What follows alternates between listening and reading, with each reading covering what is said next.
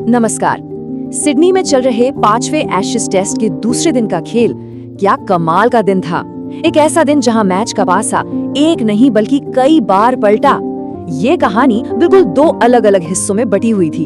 तो दिन खत्म होने के बाद सबसे बड़ा सवाल यही उठता है कि आखिर ये दिन था किसका? क्या ये इंग्लैंड के बल्लेबाजों के नाम रहा या फिर ऑस्ट्रेलियाई टीम के जबरदस्त पलटवार के?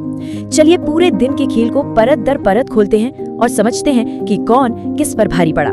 सबसे पहले एक नजर स्कोरबोर्ड पर डाल लेते हैं। इंग्लैंड अपनी पहली पारी में 384 पर ऑल आउट हुई। जवाब में ऑस्ट्रेलिया ने दिन का खेल खत्म होने तक 2 विकेट पर 166 रन बना लिए। ये आंकड़े ही बता रहे हैं कि दिन में कितना एक्शन देखने को मिला। तो ठीक है, दिन के पहले हिस्से से शुरू करते हैं। सुबह का जो सेशन था वो पूरी तरह से एक ही खिलाड़ी के नाम था और वो थे इंग्लैंड के जो रूट। उन्होंने अपनी बैटिंग क्लास का एक और शानदार नमूना पेश किया। स्क्रीन पर ये जो नंबर दिख रहा है ना, 41, ये सिर्फ एक आंकड़ा नहीं, ये इतिहास है। जो रूट ने अपने टेस्ट करियर का 41वां शतक पूरा किया और इसके साथ ही उन्होंने ऑस्ट्रेलिया के महान कप्तान रिकी पॉन्टिंग की बराबरी कर ली है। वाकई क्या कमाल की पारी थी। अब देखिए, यहीं पर कहानी दिलचस्प हो जाती है। इंग्लैंड के दो सबसे बड़े खिलाड़ी और उनकी किस्मत में कितना फर्क था।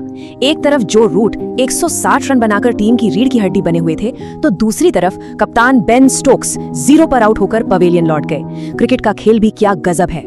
वैसे सुबह के सेशन में और भी काफी कुछ हुआ। हैरी ब्रूक अपने कल के स्कोर में ज्यादा कुछ जोड़ नहीं पाए और 84 पर आउट हो गए। स्टोक्स तो खैर 0 पर ही चले गए, लेकिन फिर विकेटकीपर जेमी स्मिथ ने 46 रनों की एक तेज तर्रार पारी खेली, जिसकी बदौलत इंग्लैंड लंच तक एक मजबूत स्कोर 336 पर 6 विकेट तक पहुंच गया। चलिए अब कहानी के दूसरे हिस्से में चलते हैं, जहां से मैच का रुख पूरी तरह बदल गया।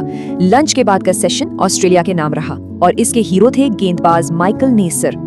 जी हाँ, लंच के बाद ऑस्ट्रेलियाई गेंदबाजों ने क्या शानदार वापसी की। उन्होंने इंग्लैंड की पारी को समेटने में ज्यादा देर नहीं लगाई। खेल का मोमेंटम यहीं से शिफ्ट होना शुरू हुआ और इस वापसी के सबसे बड़े किरदार थे माइकल नेसर। 60 रन देकर 4 अहम विकेट। उन्होंने इंग्लैंड के बड़े स्कोर बनाने के प्लान पर पूरी तरह से पानी फेर दिया। उनकी गेंदबाजी आज देखने लायक थी सच में। और ये था वो पल, दिन का सबसे बड़ा मोड़। 160 रनों पर खेल रहे जो रूट को नेसर ने अपनी ही गेंद पर एक बेहतरीन कैच लेकर आउट कर दिया।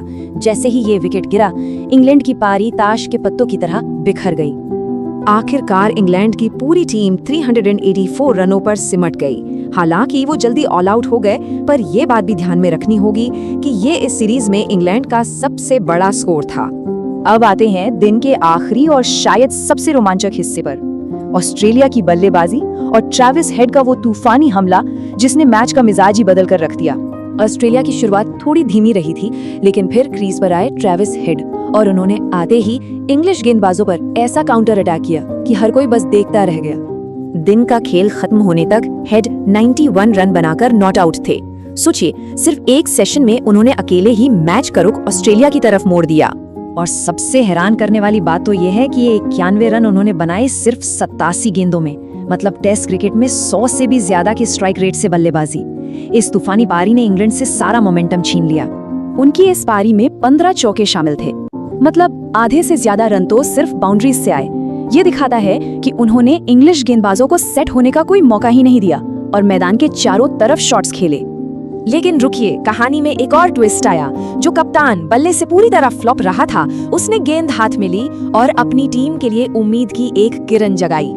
बेन स्टोक्स ने 2 बहुत ही कीमती विकेट चटकाए। पहले उन्होंने जेक वेदराल को आउट किया और फिर दिन का खेल खत्म होने से ठीक पहले सेट हो चुके मार्नस लैबुशेन को 48 पर चलता करके ऑस्ट्रेलिया को एक बड़ा झटका दिया। तो चलिए अब दिन के खेल को समेटते हैं।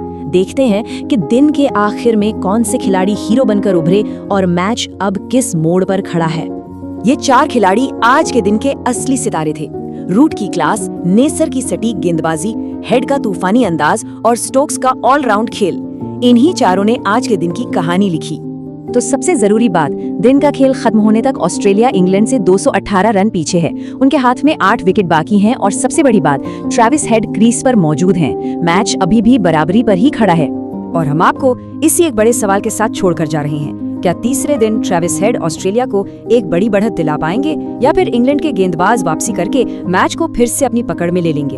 कल का दिन बहुत ही रोमांचक होने वाला है।